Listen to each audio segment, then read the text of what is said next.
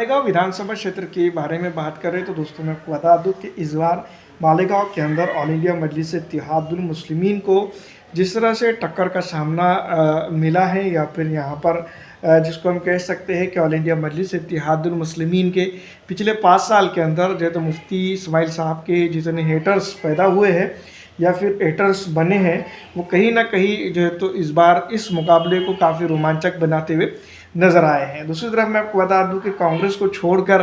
जो है तो अपनी तर्ज पर एक अपक्ष या फिर अपनी खुद की पार्टी या जो भी जिस तरह से भी है उसको लेकर जो है तो यहाँ पर के पूर्व एमएलए मालेगांव के चल पड़े हैं। उन्होंने काफ़ी इस बार जो है तो मैं आपको बता दूं कि कुछ इलाकों के अंदर जिसको हम कह सकते हैं वहाँ पर काफ़ी अच्छी इनकी पकड़ देखने को मिली है और कहीं ना कहीं ये भी हम कह सकते हैं कि इस बार मालेगांव के अंदर ऑल इंडिया मजलिस इत्तेहादुल मुस्लिमीन के प्रत्याशी की तरफ से उस तरह का प्रचार नहीं रहा है और उस तरह से दोस्तों मैं आपको बता दूं कि जो चीज़ें करनी चाहिए थी उन्होंने वो जो है तो प्रचार के अंदर कहीं ना कहीं वो चुकते हुए भी नज़र आए हैं। और लेकिन जिस तरह से मैं आपको बता दूं कि यहाँ पर एकदम कांटे की टक्कर जिसको हम कह सकते हैं उसका मुकाबला देखने को ज़रूर मिल रहा है। लेकिन इस बार कौन मैदान में है और कौन मैदान मार रहा है इसके ऊपर दोस्तों मैं आपको बता दूं कि कहीं ना कहीं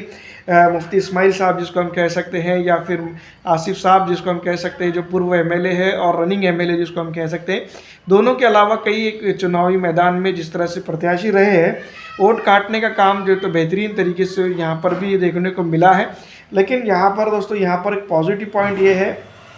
कि अगर एमआईएम हारती भी है 2 मिनट के लिए मान लीजिएगा तो एक मुस्लिम एमएलए ही चुनकर यहाँ पर आता हुआ दिखाई देगा। और अगर एमआईएम यहाँ पर जीतती भी है तो मुफ्ती साहब ऑलरेडी जो तो ऑल इंडिया मजलिस इत्तेहादुल मुस्लिमीन के एमएलए के तौर पर रहेंगे। लेकिन यहाँ पर जिस तरह से मैं आपको बता दूँ कि जिसको हम कह सकते हैं कि तबीयत का भी मामला रहा है और कई एक चीज़ें जो तो एमआईएम के साथ जुड़ती भी रही है। इस बार विधानसभा चुनाव के अंदर जिस तरह से मैं आपको बता दूँ कि माहौल रहा है मालेगांव का, जिस तरह से जो तो कंडीशंस रही है और जिस तरह से जो तो आसिफ शेख को खास करके बागवान बरादरी का जिस तरह से सपोर्ट मिला है और जिस तरह से मैं आपको बता दूं कि इनके साथ जिस तरह से माहौल बना है वो काफ़ी अच्छा माहौल बना है और वोटिंग परसेंटेज जिस तरह से होना चाहिए था बेहतरीन वोटिंग परसेंटेज यहाँ पर जिसको हम कह सकते हैं जिस तरह से अगर रेस्ट ऑफ पूरे महाराष्ट्र के अंदर देखें और इसका इलाके का अगर जो है तो देखें तो यहाँ पर काफ़ी अच्छी टक्कर देखने को मिल रही है। इस बार विधानसभा चुनाव के अंदर कहीं ना कहीं ये बात ज़रूर यहाँ पर एक खलिश जिसको हम कह सकते हैं कि एमआईएम